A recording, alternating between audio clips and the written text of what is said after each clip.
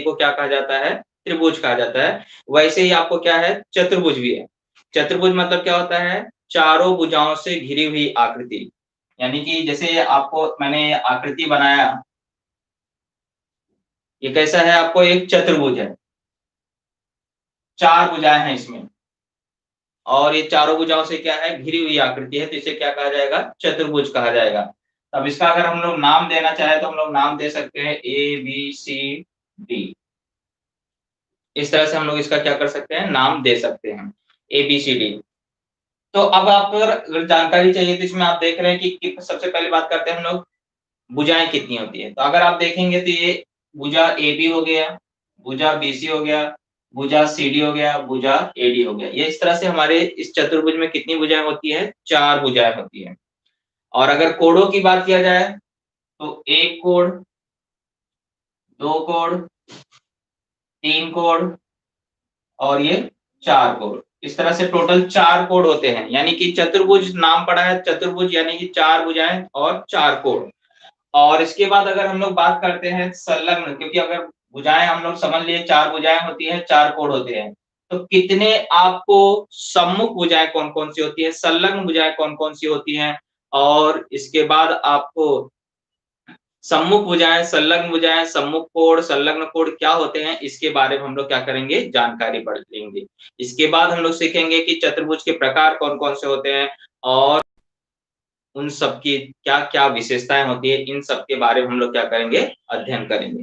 तो सबसे पहले हमने पढ़ा चतुर्भुज। चतुर्भुज मतलब चारों भुजाओं से घिरी हुई आकृति को क्या कहा जाता है? चतुर्भुज कहा जाता है। इसके बाद हमने पढ़ा चतुर्भुज में चार भुजाएं होती हैं और चार कोण होते हैं। इतना हम लोग पढ़ चुके हैं। अब हम लोग पढ़ते हैं इन भुजाओं में से सम्मुख भुजा कौन सी होती है और संलग्न भुजा कौन सी होती है। सम्मुख मतलब आप समझते होंगे सामने सामने, जैसे मेरे सामने कैमरा है तो मैं ये क्या हो गया? कैमरा क्या हो गया? मेरे सम्मुख हो गया। आजू बाजू की जो चीजें रहेंगी उसे क्या कहा जाएगा? संलग्न। संलग्न मतलब लगा हुआ, उससे उसका क्या हो? एक शीर्ष बिंदु क्या हो? जुड़ा हो। जैसे अगर मैं भुजा AB की बात करता हूं, ये भुजा AB की बात करता हूं, तो ये AB की सामने वाली भुजा कौन सी हो गई? DC हो गई। सामने सीधा, सम्मुख मतलब सामने। ये AB एक भुजा है, भुजा का नाम आप जानते होंगे, दो अक्षर से पढ़ते हैं। तो भुजा AB के अगर ठीक सामने की बात किया जाए तो कौन सी हो गई? भुजा DC हो गई। यानी कि अगर कभी भी अगर आपको पूछा जाए भुजा AB की सम्मुख भुजा कौन है, तो भुजा DC है। इसी प्रकार से अगर भुजा AD की बात किया जाए तो भुजा AD का जो सम्मुख भुजा है वो कौन से कहलाएगा? भुजा BC कहलाएगी। तो इस तरह से हम लोग सम्मुख भुजाएं मतलब सिर्फ सामने वाली भुजा। देखिए चतुर्भुज कैसे भी रहे, जो नाम यहाँ पर है वो नाम नहीं आएगा। जैसे AD के सम्मुख भुजा पूछा तो कौन सा आएगा? BC आएगा। तो सम्मुख भुजाओं में कभी भी कंफ्यूज नहीं होंगे। इसके बाद हम लोग पढ़ते हैं संलग्न भुजाएं कौन सी होती है। संलग्न, संलग्न मतलब होता है लगा हुआ। जैसे अगर मैं भुजा AB की बात करूं तो AB में देखिए दो नाम आ गए, एक है A और एक है B। तो कोई ना कोई लाइन A से जुड़ी है, कोई ना कोई लाइन B से जुड़ी हुई है। मैं भुजाओं की बात कर रहा हूँ, विकर्ण की बात नहीं कर रहा हूँ या कोई अन्य की भुजा की बात नहीं। भुजाएं कौन कौन सी है चतुर्भुज में? AB है, BC है, CD है और AD है। ये चार भुजाओं में से कोई ना कोई भुजा क्या होगा? A से जुड़ा होगा, कोई ना कोई भुजा क्या होगा? B से जुड़ा होगा। तो B से कौन सा जुड़ा हुआ है? BC। और A से कौन जुड़ा हुआ है? AD। यानी कि भुजा AB की दो संलग्न भुजा है, एक है BC और एक है AD। तो हमेशा याद रखिए जिस भुजा की संलग्न भुजा आपसे पूछा है, जिस भुजा की संलग्न भुजा आपसे पूछा है, उन बिंदुओं से जो भी भुजा जुड़ी हुई रहेगी, उन भुजाओं से, उन बिंदुओं से जो भी भुजा जुड़ी रहेगी उन्हें कहा जाएगा क्या? संलग्न भुजा। जैसे ये AB से मतलब ये AB है, तो B से भुजा कौन सी जुड़ी हुई है? BC। और A से जुड़ा हुआ है कौन? AD। तो इसका मतलब हो गया कि AB की संलग्न भुजा BC भी है और AD भी है। यानी कि सम्मुख भुजा को छोड़ दिया जाए तो जो बची हुई भुजा होती है वह उसकी क्या कहलाती है? संलग्न भुजा होती है। अरे आप लोग लाइक 2 किए हैं और 7 लोग ही देख रहे हैं, जरा फटाफट जो भी देख रहे हैं लाइक कर दीजिए। लाइक करने में कुछ नहीं जा रहा है। और ज्यादा ज्यादा बच्चों को बताइए कि क्लासेस चालू हो गए हैं ऑनलाइन और वो भी क्लास ज्वाइन करें। ओके, तो देखिए AB का मैंने संलग्न भुजा बता दिया। ऐसे अगर आपको BC का पूछेगा, BC की संलग्न भुजा कौन है, तो ये BC है और BC में एक बिंदु B यहाँ पर है, एक बिंदु C यहाँ पर है। तो BC से कौन सी लाइन गई है? CD। और बी से कौन लाइन गई है, ए बी। यानी कि बीसी की अगर आपको संलग्न भुजा पूछेगा तो ए बी हो गया और सी डी हो गया। यानी कि हर एक भुजा के दो संलग्न भुजाएं होती हैं। हर एक भुजा की क्या होती हैं, दो संलग्न भुजाएं होती हैं। एक हो गया बी ए और एक हो गया सी डी। किसकी संलग्न भुजा की बात कर रहा हूं मैं, बीसी की। ओके, यहाँ पे आपको कैमरा फ्रंट चालू इसलिए थोड़ा सा उल्टा दिख रहा होगा। तो अगर मैं बीसी की संलग्न भुजा की बात करूं तो कौन सा हो गया, सीडी हो गया और ए बी हो गया। ओके, इसी प्रकार से कोई भी भुजा ले लीजिए, मान लीजिए एडी की संलग्न भुजा लिखना है। एडी की संलग्न भुजा लिखना है तो ए और डी है, तो डी से लाइन गई है डीसी और ए से लाइन गई है एबी। तो ये दोनों उसकी क्या हो गई, संलग्न भुजा। सिंपल सी बात, जो सम्मुख भुजा है उसको छोड़ दीजिए, बाकी भुजा उसकी क्या कहलाएगी, संलग्न भुजा कहलाएगी। मुझे लगता है कि आपको समझ में आ गया होगा। संलग्न मतलब उस भुजा से जो भी जुड़ा रहेगा वो भुजा सबके सब क्या कहलाएंगी, संलग्न भुजाएं कहलाएंगी। ओके, तो हमने क्या पढ़ा, सम्मुख भुजा पढ़ा, संलग्न भुजा पढ़ा, मतलब भुजाओं के बारे में हम लोग पढ़ चुके हैं। वैसे ही सम्मुख कोण के बारे में पढ़ेंगे और संलग्न कोण के बारे में पढ़ेंगे। तो जैसे अगर मैं बात करूं कि सम्मुख कोण, एक का सम्मुख कोण कौन है, सम्मुख मतलब कहां देखोगे, ठीक सामने देखोगे। तो एक का सम्मुख कोण कौन हुआ, 3 हुआ, और दो का सम्मुख कोण कौन हुआ, 4 हुआ। तो ये दोनों कोण कैसे कहलाते हैं, सम्मुख कोण। सम्मुख कोण मतलब ठीक उसके सामने, उससे जुड़ा ना हो, उसके जो सामने रहेगा उसे क्या कहा जाएगा, सम्मुख कोण कहा जाएगा। तो कोण बी का सम्मुख कोण कौन हुआ, कोण डी। कोण ए का सम्मुख कोण कौन हुआ, कोण सी। तो इस तरह से ये सम्मुख कोण होते हैं। और अगर संलग्न कोण की बात किया जाए तो संलग्न कोण 2 होते हैं, जो उस, जैसे अगर बी का संलग्न कोण की मैं बात करूं, इस कोण के संलग्न कोण की अगर मैं बात करता हूं तो इससे जुड़ा हुआ कोण कौन है, सी है, क्योंकि बी से एक लाइन यहां गई, मतलब सी इसका क्या हो गया, संलग्न कोण, और ए क्या हो गया इसका, संलग्न कोण। तो हमेशा संलग्न कोण मतलब सामने वाले को छोड़ दिया जाए तो बचे हुए जो कोण रहेंगे वो क्या कहलाएंगे, आपको चतुर्भुज के संलग्न कोण कहलाएंगे। यानी उस शीर्ष बिंदु का क्या कहलाएगा, संलग्न कोण कहलाएगा। ओके, इतना अगर आपको समझ में आ गया है तो आगे के टॉपिक को हम लोग स्टार्ट करते हैं। चतुर्भुज कितने प्रकार के होते हैं।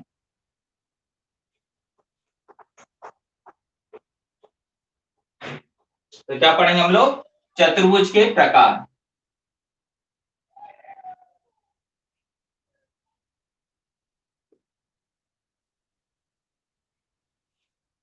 ओके, तो चतुर्भुज के प्रकार अगर अब देखा जाए तो आपको 3 प्रकार के होते हैं। एक होता है समांतर चतुर्भुज, एक होता है समलंब चतुर्भुज, और एक होता है पतंग। ये चतुर्भुज के 3 प्रकार होते हैं। अब बोलोगे सर हमने तो आयत भी सुना है, हमने वर्ग भी सुना है, हमने समचतुर्भुज भी सुना है। हाँ, उसके बारे में मैं बता रहा हूं। तो जो अगर फिलहाल अगर आप 3 प्रकार पूछा जाए तो कौन कौन से, समांतर चतुर्भुज, इसके बाद समलंब चतुर्भुज और पतंग। ये चतुर्भुज के क्या है, 3 प्रकार है। अब आप जो बात कर रहे हैं आयत की या वर्ग की या समचतुर्भुज की, ये सब समांतर चतुर्भुज के प्रकार होते हैं। यानी कि ये जो है वो सारे के सारे क्या होते हैं, समांतर चतुर्भुज होते हैं। तो ये क्या कहलाते हैं, समांतर चतुर्भुज के प्रकार। यानी अगर चतुर्भुज की बात किया जाए तो मैंने क्या बताया आपको, एक होता है समांतर चतुर्भुज, एक क्या होता है समांतर चतुर्भुज, दूसरा क्या होता है समलंब चतुर्भुज, एक होता है आपको पतंग। इसके बारे में आपको किताब में अभी फिलहाल नहीं दिया गया, मतलब आपके सिलेबस में अभी फिलहाल नहीं दिया गया है। अब समांतर चतुर्भुज के भी 3 प्रकार होते हैं। कौन कौन उसके अंदर आता है, एक होता है सम चतुर्भुज, एक होता है आपको आयत, और एक होता है वर्ग। यानी कि इस तरह से अगर आप देखें तो 1 2 3 4 5 6 6 प्रकार के चतुर्भुज होते हैं। यानी 6 टाइप के हम लोग चतुर्भुज क्या करते हैं, नाम सुनते हैं। उसमें से मैंने आपको बताया ये जो सम चतुर्भुज, आयत और वर्ग, ये सब क्या है, समांतर ही क्या होते हैं, प्रकार होते हैं। तीनों के बारे में हम लोग थोड़ी सी क्या करेंगे, परिभाषा पढ़ेंगे, और इसके बाद हम लोग क्या करेंगे, आगे समांतर चतुर्भुज के बारे में पढ़ेंगे। तो सबसे पहले आता है हमारा समांतर चतुर्भुज किसे कहते हैं। तो जिस चतुर्भुज की सम्मुख भुजाओं की दोनों ही जोड़ियां परस्पर क्या होती हैं, समांतर होती हैं। जिस चतुर्भुज की सम्मुख भुजाओं की दोनों ही जोड़ियां परस्पर क्या होती हैं, समांतर होती हैं, उन्हें कहा जाता है समांतर चतुर्भुज। अब इसका मतलब हम लोग समझ लेते हैं कि जैसे मान लीजिए मेरे पास अगर कोई भी चतुर्भुज है, तो ये दोनों सामने सामने की भुजा हो गई। अगर ये भुजा क्या हो, समांतर हो, ये जोड़ी क्या हो, समांतर हो, और जो दूसरी जोड़ी बच गई है ये जोड़ी भी क्या हो, परस्पर समांतर हो, तो उस चतुर्भुज को क्या कहा जाएगा, समांतर चतुर्भुज। जैसे मैंने बताया ये समभुजा की जोड़ी परस्पर समांतर है। समांतर मतलब समझते होंगे वे रेखाएं जो एक दूसरे को कभी भी प्रतिच्छेदित ना करे, उन्हें क्या कहा जाता है, समांतर। तो ये रेखा और ये रेखा परस्पर क्या है, समांतर, और ये वाली भुजा ये वाली भुजा क्या है, परस्पर समांतर, यानी कि इस चतुर्भुज की समूह भुजाओं की दोनों ही जोड़ियां क्या हो गई, परस्पर समांतर हो गई। अब परस्पर समांतर है, इसका मतलब है कि ये चतुर्भुज क्या कहलाएगा, समांतर चतुर्भुज कहलाएगा। तो सिंपल सी बात याद रखना कि जिस चतुर्भुज की सम्मुख भुजाओं की दोनों ही जोड़ियां परस्पर क्या होती हैं, समांतर होती हैं, उस चतुर्भुज को कहा जाता है समांतर चतुर्भुज। ओके, अभी फिलहाल हम लोग डेफिनेशन पढ़ते हैं, इसके बाद में इसकी विशेषताएं एक एक के बाद हम लोग क्या करते जाएंगे, पढ़ते जाएंगे। इसके बाद आता है समलंब चतुर्भुज। समलंब चतुर्भुज में क्या खासियत होती है, जैसे यहाँ दोनों समांतर थी, दोनों समूह भुजाएं क्या थी, परस्पर समांतर थी, लेकिन समलंब में ऐसा नहीं होता है। समलंब में सिर्फ एक जोड़ी क्या होती है, समांतर होती है, दूसरी जोड़ी समांतर नहीं होती है। जब इस प्रकार का चतुर्भुज आपको दिखेगा तो समझ जाइए कि कौन सा चतुर्भुज है, समलंब चतुर्भुज। ओके, तो समलंब चतुर्भुज, समांतर में समूह भुजाओं की दोनों जोड़ियां समांतर होती हैं, लेकिन सिर्फ इसमें क्या होगा, एक ही जोड़ी समांतर होगी। इसके बाद आते हैं, बात करते हैं पतंग की। तो पतंग की आपको जो छोटी भुजाएं हैं वह आपस में बराबर होती हैं, और जो बड़ी भुजाएं होती है यानी कि संलग्न भुजाओं की एक एक जोड़ी क्या होती है, परस्पर आपस में बराबर होती है। ये जो छोटी भुजा है वो छोटी भुजा के बराबर होती है, और ये बड़ी वाली भुजा बड़ी भुजा के बराबर होती है। तो ये पतंग है। ओके, तो इसकी संलग्न भुजा मतलब, और इसका एक और खासियत है कि इसका जो बड़ा विकर्ण है वो छोटे विकर्ण को क्या करता है, लंब संविभाजित करता है। फिलहाल इसके बारे में आपको किताब में नहीं दिया है, इसलिए इसके बारे में आपको नहीं पढ़ना है। ओके, आगे पढ़ेंगे हम लोग समचतुर्भुज, आयत और वर्ग। तो जैसा मैंने आपको बताया कि समांतर चतुर्भुज के प्रकार हैं। समांतर चतुर्भुज के प्रकार हैं यानी कि ये इसकी सभी भुजाएं समूह भुजाएं क्या है, परस्पर समांतर है। लेकिन ये समचतुर्भुज किसको कहेंगे, जिस चतुर्भुज की चारों ही भुजाएं क्या होती हैं, बराबर होती है। मतलब लंबाई में चारों भुजाएं क्या हो, जब बराबर। इसमें मान लीजिए एक चतुर्भुज बना है, और इस चतुर्भुज की ये भुजा ये भुजा ये भुजा सब भुजाएं क्या है, आपस में बराबर है। कोण से मतलब नहीं है, सिर्फ उसकी चारों भुजाएं क्या है, बराबर है, तो उस चतुर्भुज को क्या कहा जाएगा, समान समचतुर्भुज। और आयत मतलब जिस चतुर्भुज के सभी कोण क्या हो, 90 अंश के हो। सब कोण कितने अंश के हो, 90 अंश के हो, तो वह चतुर्भुज क्या कहलाता है, आयत कहलाता है।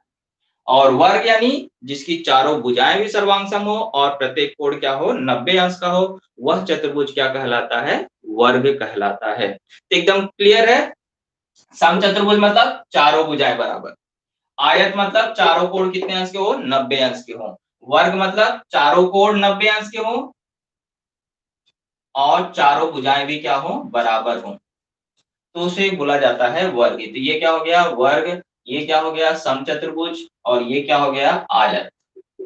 ओके, तो ये सब आपको डिटेल में आगे भी है, अभी सिर्फ हम लोग क्या कर रहे हैं, थोड़ी सी जानकारी ले रहे हैं। अब इसके बारे में हम लोग डिटेल में क्या करेंगे, एक एक के बारे में पढ़ेंगे। किसके किसके बारे में हमेशा सिलेबस में है, समलंब समांतर चतुर्भुज के बारे में है, समलंब चतुर्भुज के बारे में पढ़ना है, समचतुर्भुज के बारे में, आयत के बारे में और वर्ग के बारे में। ये 5 चीजों के बारे में, ये 5 चतुर्भुजों के बारे में हमें क्या करना है, इस पार्ट में अध्ययन करना है। उसमें ज्यादा से ज्यादा सवाल किस पे ऊपर, चतुर्भुज के ऊपर है। तो हम लोग सबसे पहले क्या करेंगे, समांतर चतुर्भुज के ऊपर पढ़ेंगे और उसका अध्ययन करेंगे। ओके, चलिए सीखते हैं समांतर चतुर्भुज की क्या खासियत होती है।